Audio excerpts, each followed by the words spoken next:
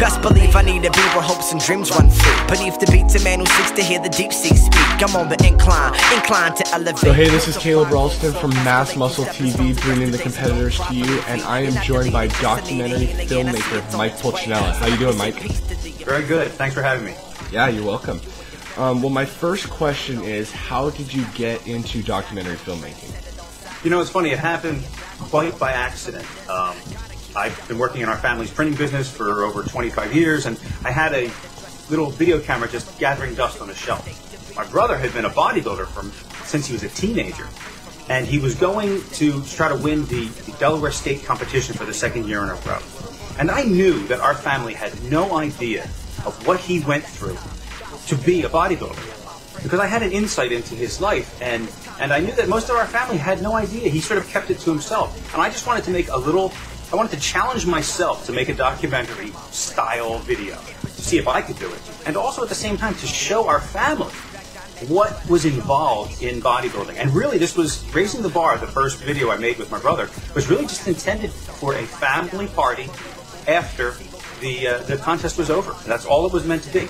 But it got the attention of a few people in the industry. My brother actually said to me, he turned to me, he goes, you know, we've really got something here. No one's doing anything like this in bodybuilding. He said it's mostly just workout videos, and I had no idea, because I never watched bodybuilding videos, you know, with Ronnie Coleman stuff or whatever, the Myths films. I had never seen a single one of them.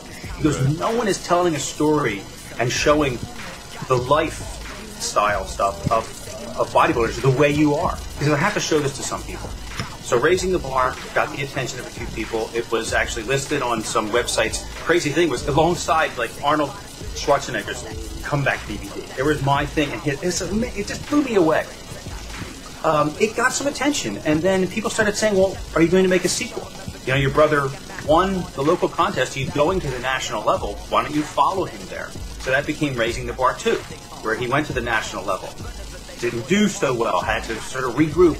And there's that whole dramatic story there. It also impacted his relationships, and that's what we show more than anything else, is how this 24/7 sport can impact relationships. And he and his girlfriend actually sort of break up on camera. We see this happening through the course of Raising the Bar too, and it's very powerful stuff. And then we went on to make a third Raising the Bar, which was also very successful, about his final attempt to turn pro, and you know, what happened after that, and when he retired, and life after bodybuilding, and that whole sort of thing. But that series got the attention of Gerard Dente at Muscle Meds, who said to me, I loved it. Would you like to work with Kai Greene and do the same thing for him? I immediately said yes. Easy answer. It was an easy answer. Now, we see a lot of drama happen on camera with both the RTB and the Kai Greene DVDs, the Victor DVDs, and now the Rodney series.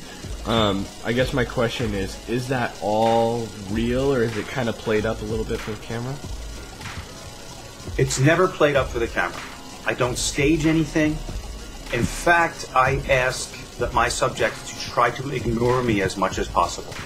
And I try to spend as much time as I can with them, with the camera constantly rolling, so that they just get used to the idea that I'm always there. And it takes a while, but eventually they forget. And because most of the time they're involved in something that's so consuming of all their energies, that they have to forget. They just can't be constantly aware that they're on camera. So no, we don't stage anything. And in fact, if I find that someone is starting to play to the camera a little bit, I won't use it. Okay. However, I do dramatize things, and people have accused me of being overly dramatic. And a lot of that has to do with you know, my voiceover and the kind of things that I add to the story to try to link things together. And it may be said that I over dramatize things, but I think that it's necessary to make a point sometimes. Like with Rodney's latest installment of his documentary series, you know, he was having some trouble as he was getting ready for a bodybuilding show. His strength was diminishing. And so he was missing lifts that he could have gotten easily before. And, you know, in one of the blurbs for that video, I said something like, will he be able to come to terms with the fact that his strength is diminished? And people were saying, you're making a big deal out of nothing. I don't think so. Because inside the subject's head, that is the way it is. Will I be able to come to terms with this? I mean, they struggle with it, and many guys, they put on a stoic face, and they won't admit it. But inside, I know that these things are going on. And so when I say that, I feel that I'm expressing something that the subject himself wouldn't be able to express. Okay, interesting. Now, would you say you learned a lot of things from filming Dave that you didn't know before? Oh, absolutely. That entire experience was a learning experience for me, because I, like the rest of my family, had no idea what he was doing. Short story was that in my late 30s, I had a double hernia operation, which laid me out really bad. Hernia operations are usually not that bad, but I had a bad one. And it laid me out, and I lost a lot of weight. And my brother looked at me, he says, look, I'm going to build you back up again. I'm going to show you how the bodybuilders do it. He says, he and I have both been working out all our lives. Our father introduced us to it, but I never really did it the right way. He said, I'm going to show you how to eat. I'm going to show you how to train. And I went from like 165, 70 pounds to like 190 pounds, pretty lean. Mm-hmm. And it was exhilarating. It was like nothing I had ever experienced. And I understood finally why he did what he did and how he did it. And along the way, I watched the extreme to which he took it to be a competitive bodybuilder. Mm-hmm. And so, yes, it was a completely new world for me. I was fascinated. And I still try to, whenever I do a documentary of any kind, I still try to enter into it with that same naive mindset. Mm-hmm. I position myself as the outsider looking in. And, what's this all about? And I don't understand it. And I can ask naive questions because of that. You sit somebody like Victor Martinez down, and most of the people that interview him are bodybuilding experts. They've been in and around the field for years. So they would not ask him a stupid question like, why do you have to eat 6, 7, 8 times a day? Mm-hmm. So he would never get asked that question. But because I'm the outsider looking in, I can ask a naive question. And very often, a question like that will elicit an answer from a subject that he wouldn't normally say. It maybe throws him a little off balance to have to go back to basics and explain to a newcomer why we do the things we do. It doesn't always yield results, but very often it will. And that I like to position myself as the outside looking in. Okay. Now with working with Kai, we've all noticed he's extremely focused. And what is it like working with him? It's both easy in some ways and very difficult in other ways.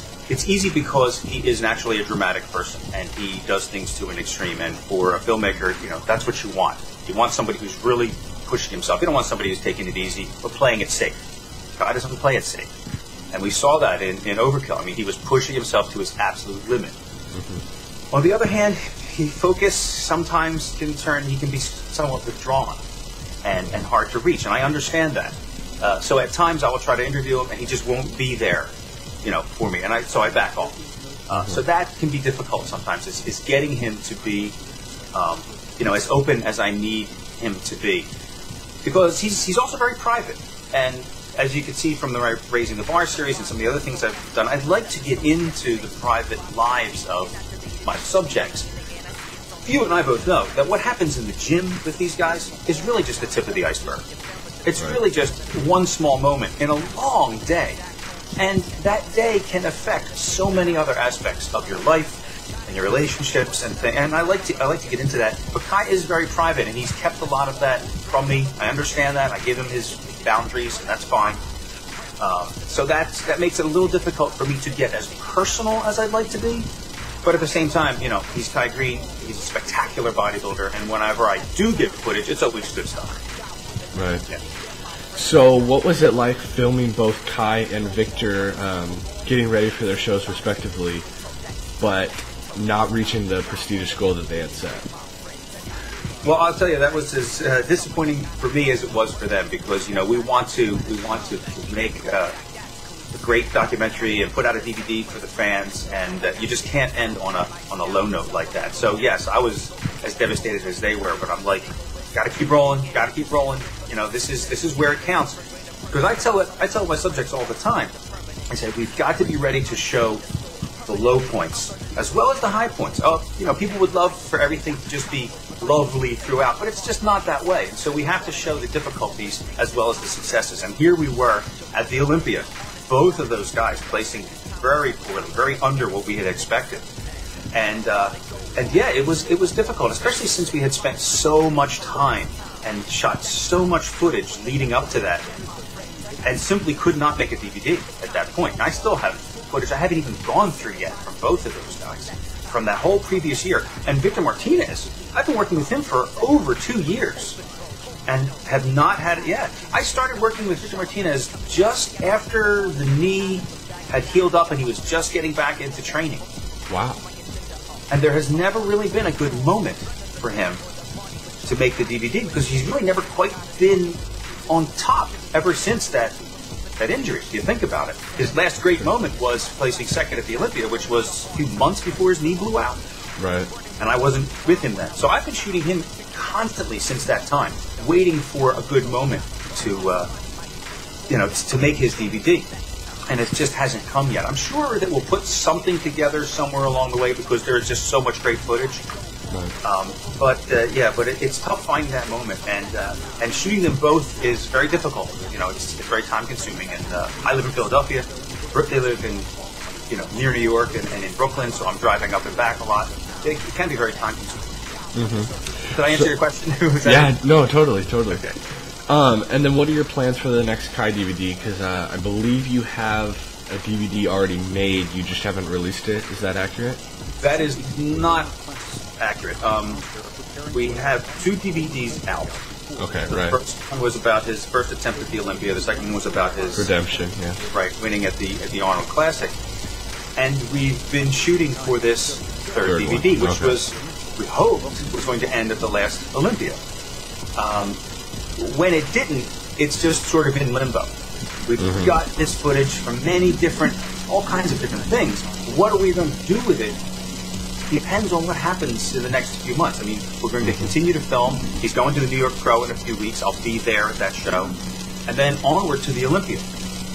What happens at the Olympia may determine whether or not the DVD comes out. At the same time with Kai, we've been doing something else. Because people have complained that the drama and the story is all well and good, but we need some real information from him. And he's actually reluctant, as I showed in Redemption, he's reluctant to take on the role of teacher at this point. He feels like he needs to devote time to thinking about what it means to teach before he'll actually do that. So we sort of, I hate to say it, sort of forced him to do this a little bit for us by running these contests at MuscleMed where people can sign up and train with Kai. Like one winner gets to train with Kai. We did one right after the Arnold and it turned out really good. We're going to do one right after the New York Pro. And in that way we get to see Kai Greene, giving real information about training, the kind of things that we like to see in a natural setting where he's not speaking to the camera and trying to be a host of the video or a teacher. He's just showing a young bodybuilder, no, this is how you do it. And so we're planning to do a series of these with various winners of these contests. And that itself might be an instructional DVD, just the Kai Greene training session, you know what I mean? Separate from the overarching story of what's happening with the New York Pro and training for the Olympia and stuff like that. But there's no, and people always ask me, when's the next DVD come out? There's no real schedule, there's no definite date. We sort of just film until we feel we have enough to make something solid, and then I edit it together, and then we make a DVD and we put it out. Okay. Now, kind of a big deal right now is the Kai Greene Oscar situation. What do you think of that? I thought it was very unfortunate. As I showed in Overkill, this really was like a brotherly relationship or a father-son kind of relationship, especially considering that Kai, was pretty much an orphan. I mean, he knew his mother, but he was in foster homes for much of his life. So I really saw it as a very close relationship. And I understand the need for making changes when things aren't working out the way you want them to be. And these guys are, at the top of their game here, and they need to be able to make these changes. It was just unfortunate that, that the relationship also had to break apart. And as far as I know, now, you got to realize, all I know, I just know from interviewing them from time to time. I'm not friends with these guys. I don't hang out with them and that sort of thing. It is in my capacity as working for Muscle Meds and MHP to interview them. And you do spend a few minutes talking to them off the record. And I know it was very painful for both of them to have to sever this relationship.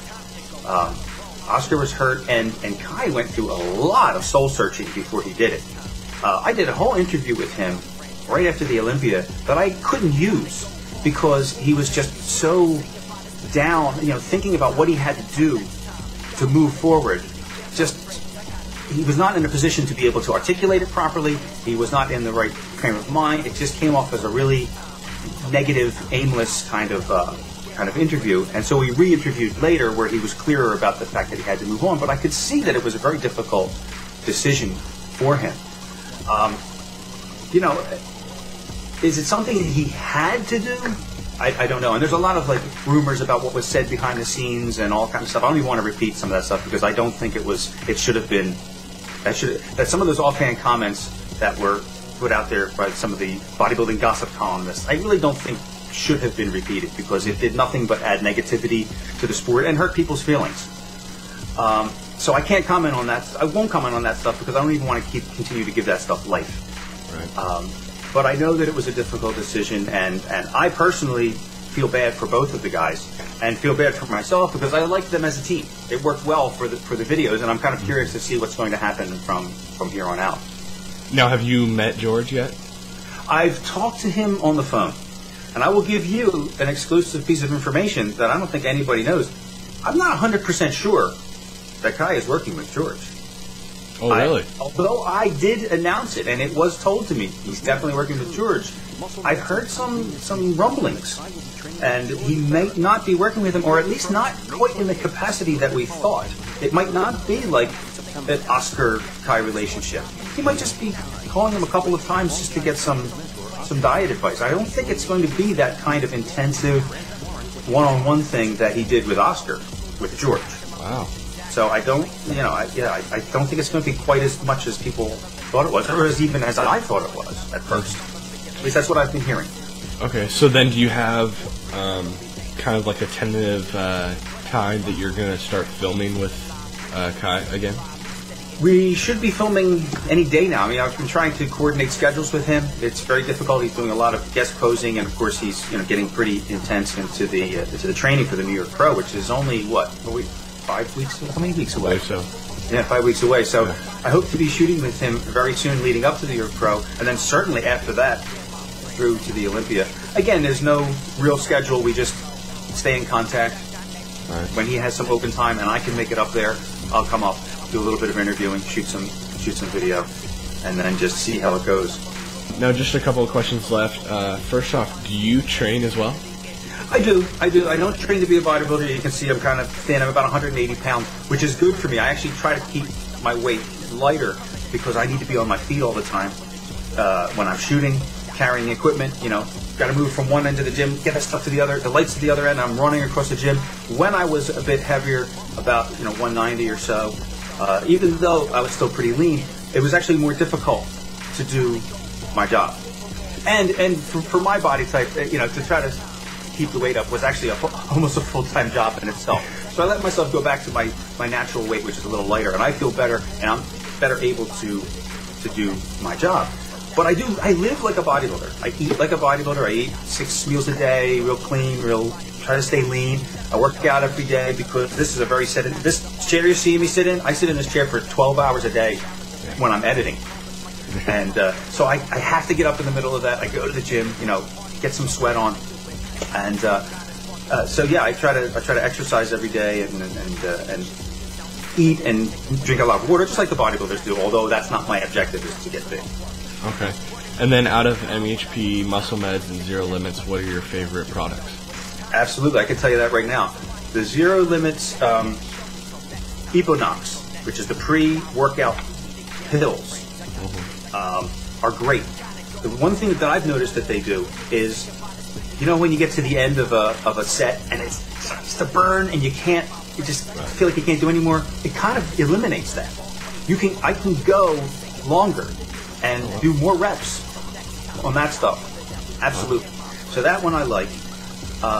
And then after the workout, I always do Dark Matter from MHP. That's funny because I combine all the different stuff. Dark Matter from MHP is the best after workout drink that I've ever used, and my brother Dave uses it too. It's really good stuff. And by the way, Victor Martinez uses it. I mean, these guys are not just sponsored by the companies. They do use the stuff. I've seen them. I don't stage them. Okay, you got to do a Dark Matter drink. I watch him. He takes it out. He starts using it, and I maybe I'll shoot a little bit of it. But they really do use this stuff. Maybe not in the last few days before a show because everything's got to be perfectly clean. We all know that. But generally speaking, they do. What else? I also use because I'm getting a little older now. I also use the testosterone booster T-Bomb 2 from MHP, and I really feel that works. I know there's some controversy about whether or not it's actually doing what it's all these testosterone boosters, whether or not they work. I feel that it does. I really feel something from those. Those are the main things I use. Also, the Activite, the MHP vitamin, I use that too. Oh, okay. The multivitamin, yeah. Oh, and of course, the various protein powders. I've used both Carnivore and Carnivore is for muscle meds, and MHP's IsoFast 50, and for a shake, it's good stuff. Okay, wow. You use a lot. Yeah, I've always used supplements, for years. Our whole family is into this culture. Right. My brother is the only one that took it to an extreme, but my sister works out, and my father is in his 70s. He still goes to the gym every day. Yeah, and he's in great shape.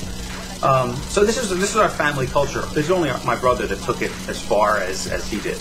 Okay. So now, what's it like working with Rodney? Because he seems more kind of, out of the three of them, kind of like a rebel, but still seems like a nice guy. What's it like working with him? He was actually quite a surprise to me because I only knew him from his online persona. Right. And that is true. He is kind of a jokester, and he's kind of a wild man. I mean, you see him in the gym. That is not a put-on. That is what he does.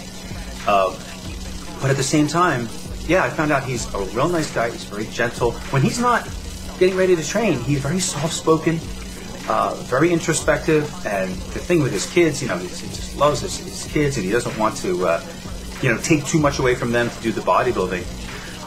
The one thing about Rodney that was different from my other subjects is he's a ham. He's a ham, and I had to try to keep him from playing to the camera too much. I tell everyone not to talk into the camera. My style is called a fly on the wall. We don't. I hate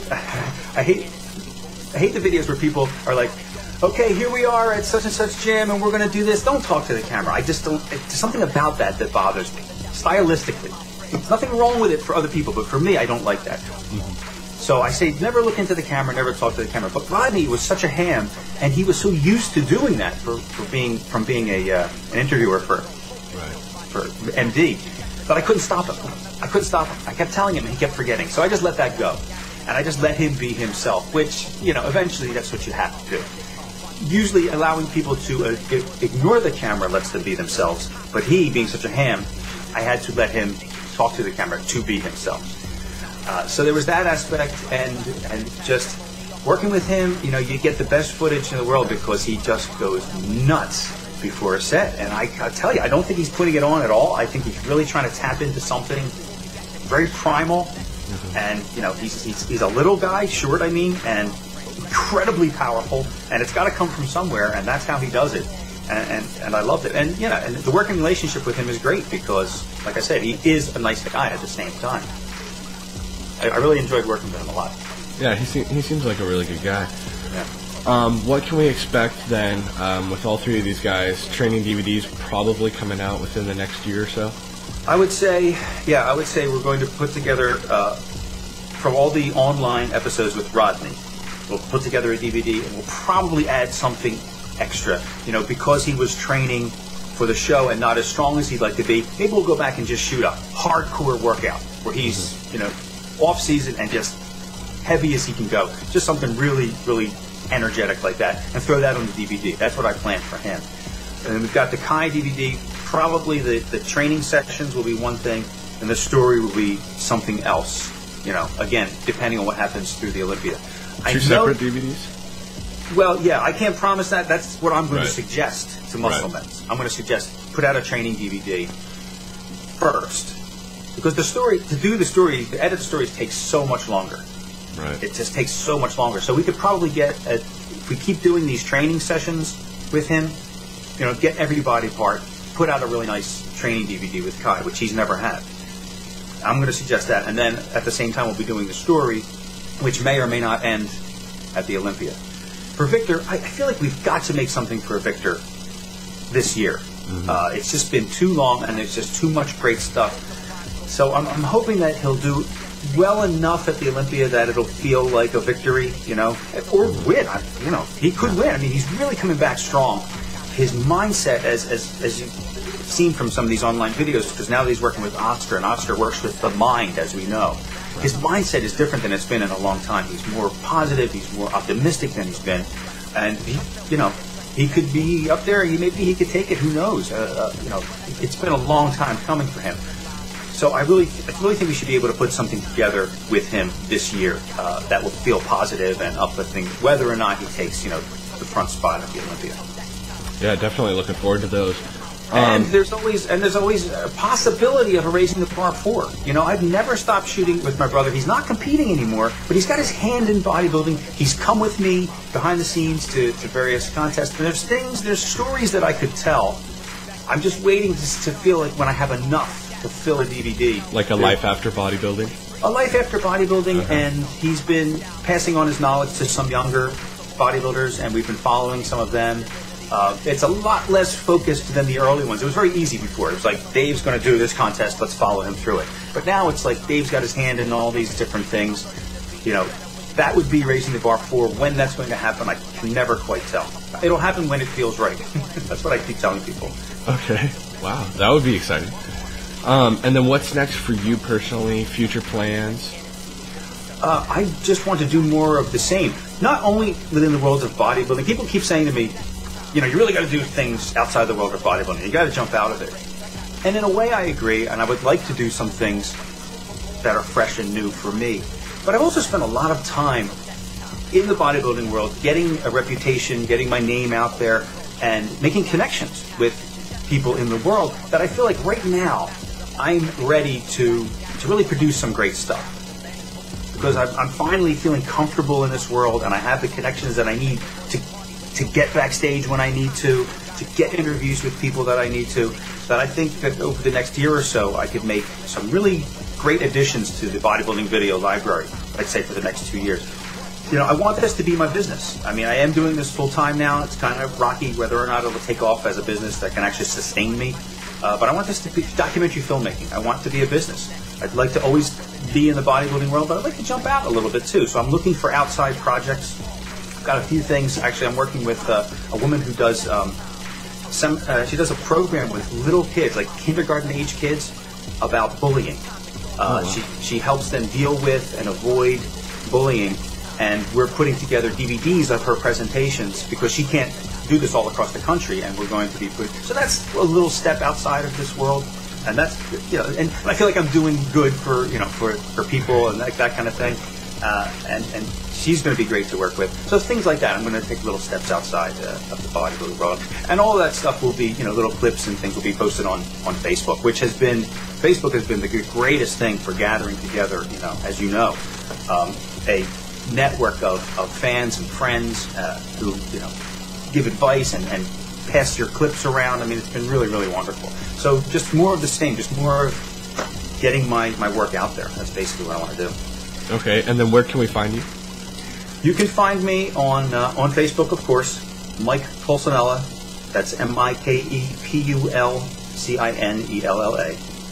And that's probably the best place to hook up with me, because that's the first place that I post new clips. Whenever there's something new, that's where I go first, is Facebook.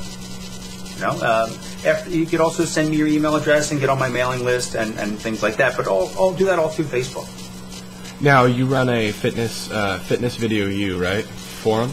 Yeah, I do. That's kind of a specialized thing. That's really for people who are in the fitness industry who want to learn how to promote themselves with video. But anyone could really go there. Fitness Video U has all kinds of tips for making videos and shooting videos that would help anybody doing any kind of video. And I'm there I check in constantly, and people ask questions, you know, how do I shoot this kind of thing? How do I edit this kind of thing? I'd love to answer those kind of questions, you know, based on my experience. I'm no expert. I've never been to film school, but I learned the hard way. I've made every mistake possible, and I can tell you how to avoid. Probably not every mistake possible yet. I'm sure there's a couple ahead of me. I mean, I've had moments where I'm filming the most amazing thing, and the microphone was turned off. Yeah. Yep. And I didn't get it. You know, guys crying on camera because for whatever reason, and I didn't get it. So stuff like that. Always make sure your microphone's on. Yeah. So Fitness Video U is great, and of course Facebook. And I have a website, MikePulcinella.com, which has all kinds of clips and descriptions of my movies, and you can buy the DVDs there if you're interested. Well, thank you so much for your time, Mike. Thank you very much. And thank you guys for tuning in to Mass Muscle TV, bringing the competitors to you.